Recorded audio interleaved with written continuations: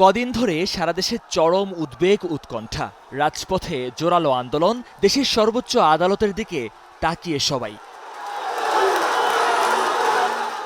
Design, elegance, beauty, সেরা পণ্য সবার জন্য জেভিকো। ঘটনার সূত্রপাত ৫ জুন হাইকোর্টের একটি রায়কে ঘিরে। সেই রায়ে আদালত বাতিল হওয়া মুক্তিযোদ্ধা কোটা বহাল রাখেন। এরপর শুরু হয় কোটা বিরোধী ছাত্র আন্দোলন, বাংলা ব্লকেট।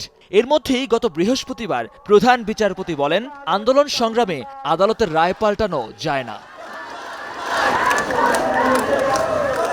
বুধবার সবার নজর সুপ্রিম কোর্টে।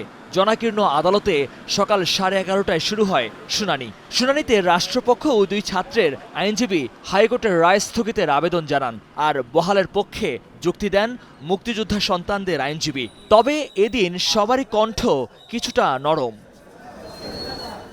৩ পক্ষের শুনানি শেষে কোটা নিয়ে স্থিতাবস্থা জারি করেন আপিল বিভাগ, অর্থাৎ কোটা বাতিল করে ২০১৮ সালের সরকারের পরিপত্র অনুযায়ী নিয়োগ পরীক্ষা হবে, তবে সেটি মামলার চূড়ান্ত নিষ্পত্তি না হওয়া পর্যন্ত।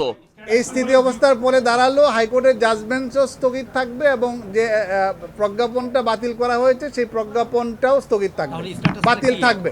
তার মানে হচ্ছে 18 সাল থেকে যেভাবে নিয়োগ প্রক্রিয়া চলে আসছিল সেই নিয়োগ প্রক্রিয়া চলতে থাকবে। এদিন আদেশে আন্দোলনরত শিক্ষার্থীদের ক্লাসে ফিরে যাওয়ার আহ্বান জানান প্রধান বিচারপতি। শিক্ষার্থীদের ক্লাসে ফেরাতে ব্যবস্থা নিতে বলা হয় স্ব প্রতিষ্ঠান কর্তৃপক্ষকে। শুনানিতে প্রধান বিচারপতি টকশো সমালোচকদের এক হাত নেন। মন্তব্য করেন, টকশোতে প্রতিনিয়ত কোমলমতি শিক্ষার্থীদের আন্দোলনে উস্কানি দেওয়া হচ্ছে।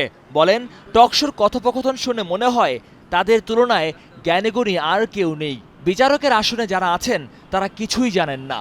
যেহেতু তাদের সুপ্রিম কোর্ট এটা বিবেচনায় নিয়েছেন এবং সুপ্রিম কোর্ট একটা কথা বলছেন, তাদের যদি কোনো গ্রিভান্স থাকে তারা যেন এখানে এসে পক্ষ হয়ে তারা বলতে পারে, সেটাও কিন্তু তাদের আদেশে এটা আছে। আন্দোলন আর করার এবং জনদুর্ভোগ বাড়ানোর কোনো যৌক্তিক কারণ এখন আর নাই তাদের কাছে।